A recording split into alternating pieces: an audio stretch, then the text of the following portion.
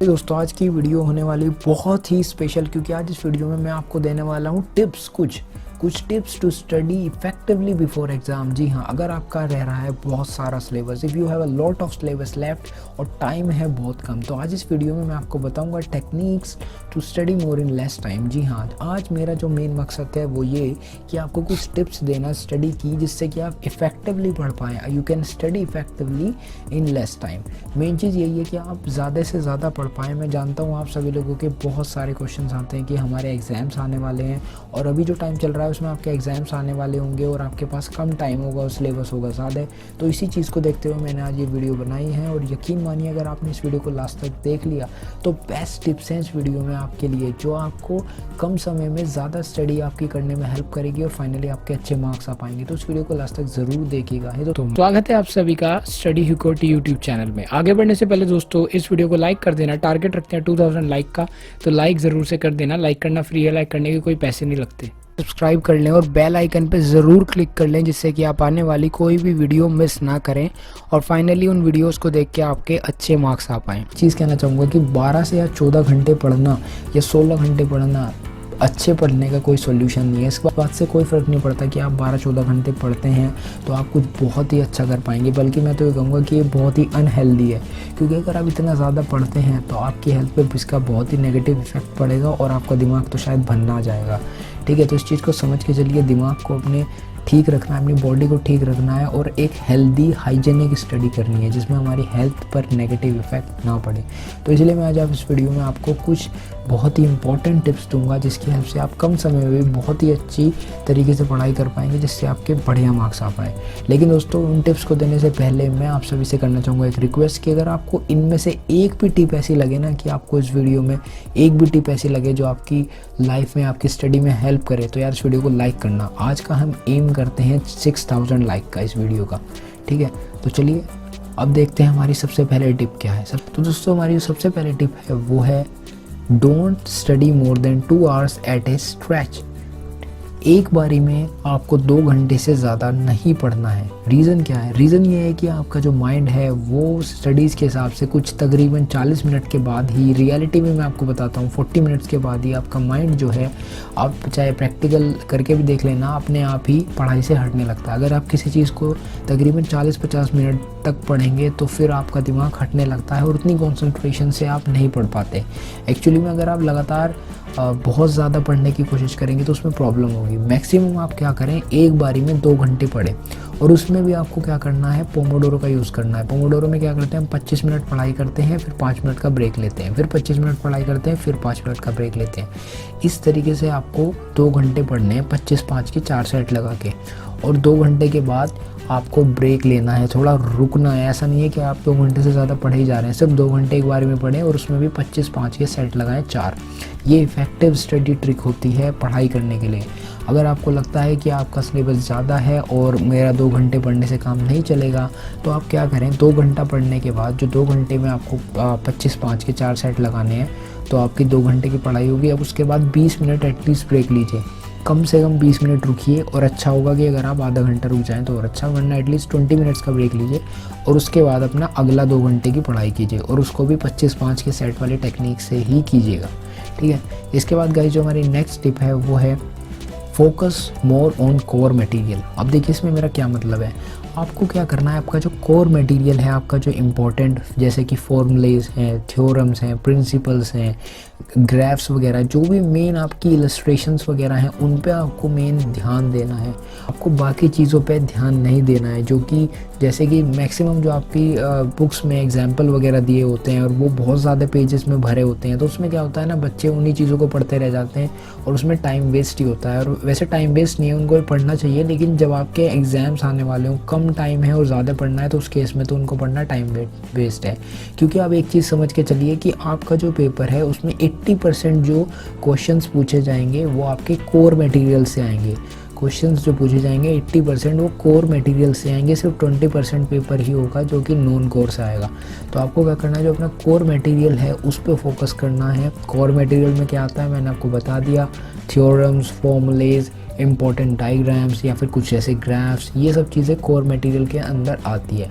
बाकी सारी चीज़ें जो सपोर्टिव कंटेंट होता है उस पर आप ध्यान मत दीजिए, उसको इग्नोर कीजिए, क्योंकि आपके पेपर आने वाले हैं, आपके पास लिमिटेड टाइम है, ठीक है। तो focus more on core material. इसके बाद गाइस जो हमारी नेक्स्ट टिप है वो बहुत ही इंपॉर्टेंट है, शिफ्ट बिटवीन सब्जेक्ट कैटेगरीज। आपको क्या करना है, आपके जो सब्जेक्ट्स हैं उनके बीच में शिफ्ट कीजिए।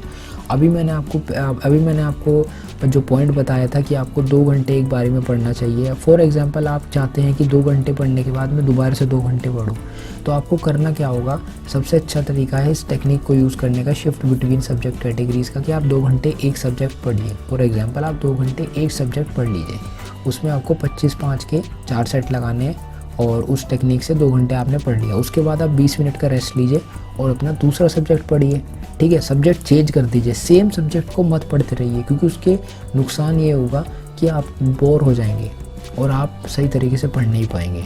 और अगर आप चेंज करते हैं सब्जेक्ट तो उसके आपको 2 फ़ायदे होंगे। एक तो फ़ायदा ये होगा कि आप बोर नहीं होंगे, और दूसरा फ़ायदा होगा कि आप सारे सब्जेक्ट को चेंज कर करके पढ़ पाएंगे, ठीक है। तो इस चीज़ को समझिए, अपने सब्जेक्ट को चेंज कीजिए। 2 घंटे बाद अपना 20 मिनट का ब्रेक लिया, फिर सब्जेक्ट को चेंज किया, फिर कुछ देर का ब्रेक लिया, आधे घंटे के आसपास का, 2 घंटे पढ़ने के बाद फिर इस तरीके से सब्जेक्ट चेंज किया। तो शिफ्ट बिटवीन सब्जेक्ट कैटेगरीज। इसके बाद गाइस जो हमारी नेक्स्ट टिप है वो है लर्न एंड राइट। जी हाँ दोस्तों, लर्न एंड राइट ये बहुत ही इंपॉर्टेंट टेक्निक है। अगर आप किसी चीज़ को अच्छे से याद रखना चाहते हैं और आप देखना चाहते हैं अपना भी कि कितना मुझे समझ में आया चीज़ें, तो आप क्या कीजिए, जो भी आपने पढ़ा है पूरा उसको जल्दी से लिखने की कोशिश कीजिए। जैसे आपने पढ़ लिया, आपको लग रहा है मुझे याद हो गया, मुझे मेमोराइज़ हो गया, तो आप उसको एक पेपर लीजिए, उस पर लिख के देख लीजिए। और उससे 2 फ़ायदे होंगे, एक तो आपको अपनी गलती पकड़ में आ जाएगी, और दूसरा ये है कि आपकी जो आपने याद किया है ना, तो वो आपका पक्का हो जाएगा। केमिस्ट्री के अंदर अगर आप इक्वेशंस वगैरह जो होती हैं केमिकल वाली, उनको याद करना चाहते हैं तो सबसे बेस्ट मेथड होता है कि आप उनको याद करने के बाद लिख के देखें, उनको समझें और लिख के देखें, उससे ही वो आपको लंबे टाइम तक याद रहेंगी। इसके बाद गाइस जो हमारी नेक्स्ट टिप है वो है use proven note taking strategies. इसमें देखिए एक टेक्निक होती है SQ5R टेक्निक नोट्स बनाने के लिए। तो इसमें आपको करना क्या है, इस टेक्निक को SQ5R टेक्निक की हेल्प से अपने नोट्स बनाने हैं, जिससे कि आप ज़्यादा से ज़्यादा पढ़ पाएँ और बहुत ही अच्छे आपके इफेक्टिव नोट्स और फाइनली अच्छे मार्क्स आ पाएँ।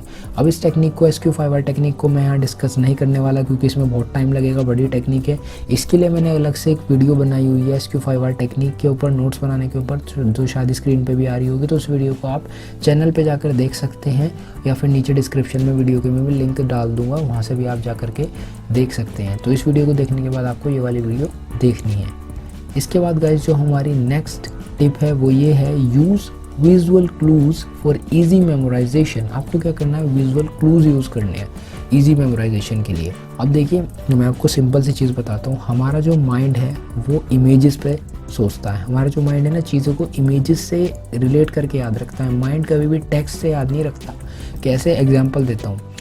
अभी आपको मैं बोलता हूँ मम्मी, ठीक है, आँख बंद कीजिए, मम्मी या मोम, कौन याद आएगा? आपको अपनी मम्मी याद आएंगी। सिंपल सी चीज़ है, मम्मी याद आएंगी, मम्मी वर्ड याद नहीं आएगा, मम्मी की इमेज याद आएगी। समझ पा रहे हो मैं क्या कहना चाह रहा हूँ? आँख बंद कर लीजिए, जैसे मैं बोलता हूँ मम्मी, तो आपको एकदम सामने अपनी मम्मी दिखाई देगी, राइट। और अभी मैं आपको बोलता हूँ क्या गुजरवा, क्या दिखाई दे रहा है? इमेज दिखाई दी कोई? नहीं। तो इस चीज़ से ये चीज़ क्लियर हो जाती है, आपको भी शायद अब समझ में आ गया होगा कि हमारा जो माइंड है वो चीज़ों को पिक्चर के बेसिस पे याद रखता है, ना कि टेक्स्ट के बेसिस पे। हमारे जो माइंड की प्रोग्रामिंग है वो इमेजेस पे याद रखने की है, ठीक है। तो इसलिए कुछ ना कुछ विजुअल क्लूज़ डालो, जो भी आप पढ़ाई अपनी करो उसे विजुअल क्लू से कनेक्ट करो। अब देखिए आपकी क्रिएटिविटी के ऊपर डिपेंड करता है कि आप किस तरीके से विजुअल क्लूज़ डाल सकते हैं। आप चाहें तो माइंड मैपिंग का भी सहारा ले सकते हैं। मैंने एक वीडियो बनाई हुई है माइंड मैपिंग टेक्निक के ऊपर कि किस तरह से आप अपनी पढ़ाई में माइंड मैपिंग का यूज़ कर सकते हैं, वो भी आप चैनल पे जा करके देख सकते हैं। इसके बाद गाइस हमारी जो नेक्स्ट टेक्निक है वो है रिवाइज विद इन 24 आवर्स। बहुत ही इंपॉर्टेंट टेक्निक है गाइस, मोस्ट इंपॉर्टेंट मैं कहना चाहूँगा। देखिए जो भी आपने पढ़ा है ना उसको आपको 24 आवर्स के अंदर रिवाइज करना ही होगा। रीज़न क्या है? रीज़न ये है कि जैसे आप कोई चीज़ पढ़ते हैं तो हम धीरे धीरे करके उसको भूलते भी जाते हैं, चाहे आपने कितने भी अच्छे से पढ़ी हो। और अभी अगर आपके एग्ज़ाम आने वाले होंगे तो आप तो बहुत ज़्यादा पढ़ाई करने की कोशिश कर रहे होंगे, तो चांसेस ज़्यादा हैं कि आप जो पढ़ेंगे उसको जल्दी ही भूलेंगे, तो इस केस में उस चीज़ से बचने के लिए आपको 24 आवर्स के अंदर जो भी आपने पढ़ा है उसको रिवीजन करना है। रिवीजन करने से ये होगा कि आप उसको भूलेंगे नहीं, थोड़ा आपको याद रहेगा। और एटलीस्ट आपने जो पढ़ा था अगर आपको उसको 50-60% या 80% तक भी याद रहा तो 20% जो आप भूलेंगे वो आप रिवीजन से कवर कर लेंगे। रिवीजन करने की सिंपल सी स्ट्रैटेजी मैं आपको बताता हूँ। पहले आप जो भी आपने पढ़ा है उसको 24 आवर्स के अंदर रिवाइज़ कर लें। उसके बाद फिर उसको आप एक हफ्ते बाद रिवाइज़ कर लें। उसके बाद आपको 15 दिन बाद रिवाइज़ करना है। इस तरीके से अगर आप रिवाइज़ करेंगे तो आप उसको भूलेंगे नहीं, ठीक है। सिंपल सी चीज़ है, आपको जो भी आपने पढ़ा है उसको 24 आवर्स के अंदर आपको रिवाइज़ ज़रूर करना है। इसके बाद गाइस जो हमारी नेक्स्ट टेक्निक है वो ये है लर्न एंड एक्सप्लेन। जी हाँ दोस्तों, ये बहुत ही इंपॉर्टेंट है। जो भी आपने पढ़ा है उसे किसी को समझाइए। समझाना बहुत ही इंपॉर्टेंट है, याद रखिएगा सबसे इम्पोर्टेंट चीज़ है समझाना। मैंने इसके बारे में पहले भी अपने चैनल पे वीडियोस में बताया है। अगर आप किसी को समझाते हैं तो आपको कोई चीज़ बहुत ही आसानी से याद रहती है। इनफैक्ट स्टडीज़ तो ये कहती हैं अगर आप चाहते हैं कि किसी चीज़ को बहुत ही ज़्यादा अच्छे से याद रखना तो आप उस चीज़ को पढ़ के दूसरों को समझाइए। अब देखिए एक चीज़ आप कर सकते हैं, आप अपने किसी भी दोस्त के साथ बैठ के पढ़िए जिसको आपसे कम आता हो या आपसे ज़्यादा होता हो, या फिर कुछ ऐसे टॉपिक्स हो जो आपको आते हों और उसको ना आते हों, या और उसको जो आते हों वो आपको ना आते हों। तो उसके इसमें फ़ायदा ये होगा कि जो आपको आता है आप उसको समझाएंगे। एक तो आप उसको समझा रहे हैं, ये एक अच्छी बात है, और दूसरी चीज़ ये है आप उसको समझाने से ज़्यादा अपने आप को और अच्छे से उस टॉपिक को एक्सप्लेन कर रहे हैं और वो आपको याद रहेगा आगे तक के लिए, और अच्छे से वो आपको क्लियर होगा। और इनकेस अगर आप कुछ गलती कर रहे होंगे तो वो आप उसको समझा नहीं पाएंगे, तो उसको एक बार बुक में देख लीजिए और समझ के दोबारा से आप उसको समझा दीजिए, सिंपल। इसके बाद गाइस फाइनली हमारी last but not the least technique है sleep well to boost memory. बहुत इंपॉर्टेंट, मोस्ट इंपॉर्टेंट गाइस, सबसे ज़रूरी चीज़ है। स्टूडेंट्स क्या करते हैं, सोना छोड़ देते हैं पेपर के चक्कर में या फिर पढ़ाई के चक्कर में। सोचते हैं कि सो ही मत, बहुत कम सोते हैं। मैं देखता हूँ रात को 3-3, 4-4 बजे तक पढ़ रहे हैं, फिर 1-2 घंटे के लिए सो रहे हैं, फिर उठ जाते, फिर बताते हैं मैं तो 3 ही घंटे सोया हूँ। भाई इस तरीके से अपने आप को डैमेज कर रहे हो आप, और कुछ नहीं है।